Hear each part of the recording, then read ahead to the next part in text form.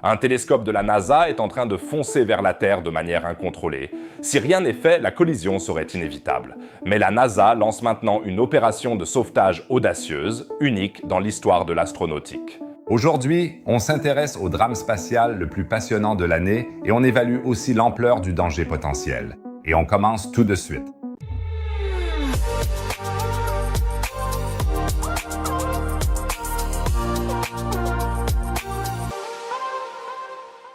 Oui, aujourd'hui, ça va être dramatique, les amis. Comme d'ailleurs, en août, petite annonce, il y aura en effet une éclipse solaire totale au-dessus de l'Espagne. Dites-moi dans les commentaires si vous voulez que je diffuse cette éclipse en direct pour vous.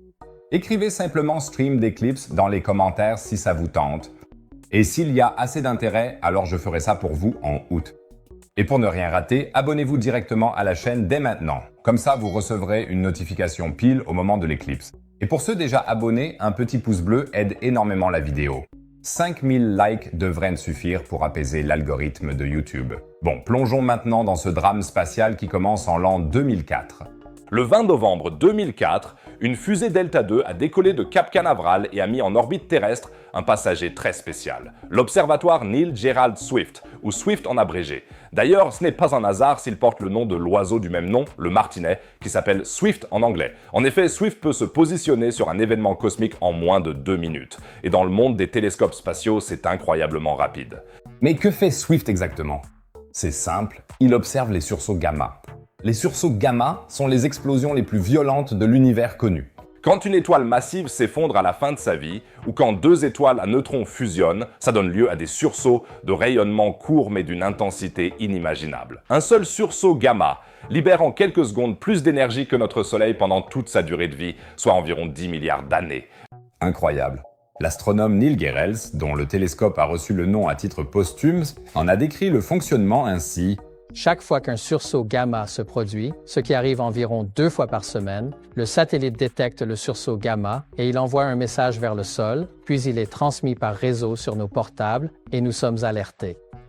Nous observons des supernovas, des novas, des phénomènes transitoires de trous noirs, des comètes, des étoiles à éruption, toutes sortes d'objets différents. Swift est équipé de 3 instruments. Un télescope d'alerte au sursaut, qui scrute en permanence un sixième du ciel à la recherche de sursauts gamma. Dès qu'il en détecte un, le télescope se positionne automatiquement dessus, puis le télescope à rayon X et le télescope UV entrent en action pour localiser le sursaut au millimètre près et observer sa rémanence. Je sais, ça fait science-fiction, mais c'est de l'ingénierie de haut vol. En plus de 2 décennies, Swift a enregistré plus de 1000 sursauts gamma.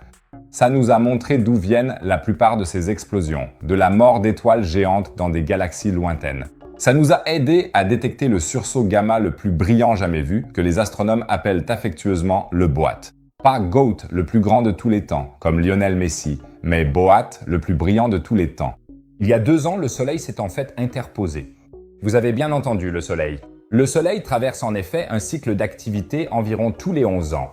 En 2024, le Soleil a atteint ce qu'on appelle son maximum solaire. Celui-ci s'est avéré plus intense que prévu. Ça a notamment entraîné une activité aurorale exceptionnellement forte. On a même pu voir des aurores boréales par endroits, jusqu'en Europe du Sud. N'hésite pas à m'écrire si tu en as vu à l'époque, ça m'intéresserait. Le rayonnement solaire intense a réchauffé la couche extérieure de l'atmosphère terrestre qui s'est alors dilatée. Et une atmosphère plus dense signifie un effet de freinage accru sur les satellites en orbite terrestre basse. Swift, qui avait été lancé à l'origine à 600 km d'altitude et qui aurait dû rester en activité jusqu'au début des années 2030, a soudainement perdu de l'altitude de manière spectaculaire. Début 2025, son orbite était tombée à environ 370 km et ça continue encore aujourd'hui. Swift est en trajectoire de collision avec la Terre. Sans intervention, il entrerait dans l'atmosphère d'ici la fin de cette année. Mais que fait la NASA pour y remédier? Brad Senko, astrophysicien au Goddard Space Flight Center de la NASA et scientifique en chef de la mission Swift, décrit la situation ainsi. On travaille ici avec un calendrier qui, à l'échelle de l'espace, est tout simplement dingue. C'est tout à fait le mot juste, car la NASA réagit par une mesure unique à ce jour dans toute l'histoire de la conquête spatiale. C'est vraiment une mission d'un genre différent. On ne peut pas attendre longtemps. Son orbite s'est abaissée. Si nous ne faisons rien, Swift rentrera dans l'atmosphère. Et donc, il n'y a rien à perdre. On a chargé une start-up privée de construire un robot de sauvetage. En moins d'1 an pour 30 millions de dollars. L'entreprise s'appelle Catalyst Space Technologies, elle est basée en Arizona et a reçu la commande en septembre 2025. 7 mois plus tard, son vaisseau de sauvetage était prêt, un engin spatial d'environ 400 kg de la taille d'un frigo, baptisé Link. Link est équipé de 3 bras robotisés et doit saisir Swift comme un grimpeur mécanique pour le ramener sur une orbite à 600 km.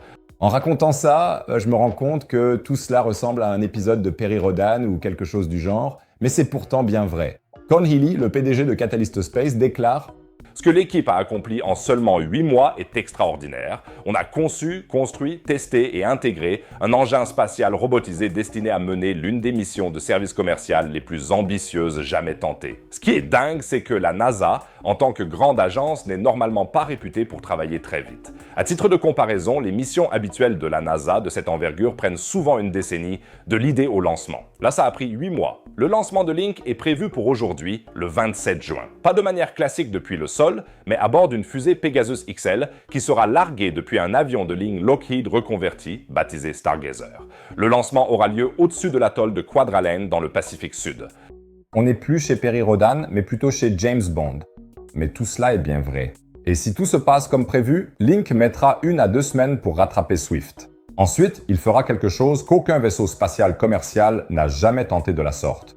Il va saisir de manière robotisée un satellite scientifique en activité. Pas d'humain, pas de navette, pas d'intervention directe, tout est autonome et coordonné depuis la station au sol. Pendant plus de 6 semaines, Link Swift doit ainsi ramener progressivement ses propulseurs à leur altitude d'origine. Et que fait Swift pendant ce temps-là? Pas grand-chose. Depuis février, Swift est complètement à l'arrêt. L'équipe de mission a placé le télescope dans une position spéciale pour minimiser la traînée atmosphérique et s'assurer que Swift tienne le coup assez longtemps jusqu'à l'arrivée de Link. La science est donc en pause, les astronomes et les sursauts gamma devront patienter.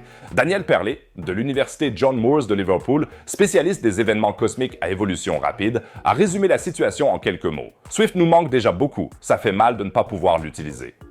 Et ce n'est pas une exagération émotionnelle, car Swift est irremplaçable. Il n'y a aucun autre télescope capable de réagir aussi souplement à l'imprévu, changeant de cap en l'espace de quelques secondes pour fournir les premières données en quelques minutes. 5 à 6 demandes d'observation par jour provenaient, en fonctionnement normal, d'équipes de recherche du monde entier. Le regretté Neil Gehrels, qui nous a malheureusement quittés, s'est exprimé sur ce télescope de cette très belle manière. Ma vie, chaque jour, depuis 20 ans. J'adore ça. Ça a produit tant de découvertes et, vous savez, c'est très gratifiant. Mais chaque jour, je pense à ces instruments si fragiles dans cet environnement hostile, en orbite autour de la Terre, et à la façon dont ils ont pu tenir toutes ces années. Et très souvent, je regarde simplement le ciel en pensant à Swift. Si cette mission réussit, elle pourrait marquer un tournant pour l'ensemble de l'aérospatiale. Brad Senko déclare « Ça ouvre plein de nouvelles perspectives, tant sur le plan scientifique que commercial. On pense tout de suite au télescope Hubble, qui descend lui aussi lentement et va entrer dans l'atmosphère dans les prochaines décennies. Des missions de sauvetage robotisées comme Link seraient alors la solution. Bien moins chère qu'une mission avec de vrais astronautes et évidemment bien moins risquée pour les vies humaines. » À moins que quelqu'un au centre de contrôle ne glisse sur une peau de banane. La question n'est donc pas seulement « Swift va-t-il survivre ?». La question est « Une nouvelle ère de la technologie satellitaire robotique commence-t-elle ?» Je trouve cette mission absolument fascinante. Pas seulement à cause de la technologie, mais à cause de ce que ça révèle sur nous, les humains. Quand un télescope vieux de 22 ans menace de tomber dans l'atmosphère terrestre, on construit un robot en 8 mois et on l'envoie à sa poursuite parce que la curiosité et la science en valent la peine et parce qu'on n'abandonne pas comme ça les outils qui nous aident à comprendre l'univers. Qu'on ne vienne plus dire du mal de l'humanité. Bon, d'accord, quelques trucs négatifs me viennent à l'esprit, mais peu importe. Je vous tiendrai au courant de l'évolution de la mission de sauvetage de la NASA. Alors abonnez-vous dès maintenant pour ne rien rater et n'oubliez pas le pouce bleu pour qu'on dépasse les 5000 likes. Et sur ce, passons directement au prochain sujet passionnant. Car tandis que Swift se bat pour sa survie, on connaît enfin toute la vérité sur une autre catastrophe, non pas dans l'espace mais dans les profondeurs marines, celle du submersible Titan. Après une longue enquête, on sait désormais comment cette catastrophe a vraiment pu se produire et ce qui s'est réellement passé dans les dernières secondes avant l'implosion. Et on regarde les images originales des débris du Titan au fond de l'océan. Ce que les enquêteurs ont découvert est choquant et soulève des questions qui vont bien au-delà de l'accident lui-même. Tu peux voir la vidéo en haut à droite, jette un œil, c'est vraiment passionnant. En bas à droite, comme d'habitude, un autre sujet sur la science et l'espace. Sinon, je dirais qu'on se retrouve dans la prochaine vidéo. À plus les amis!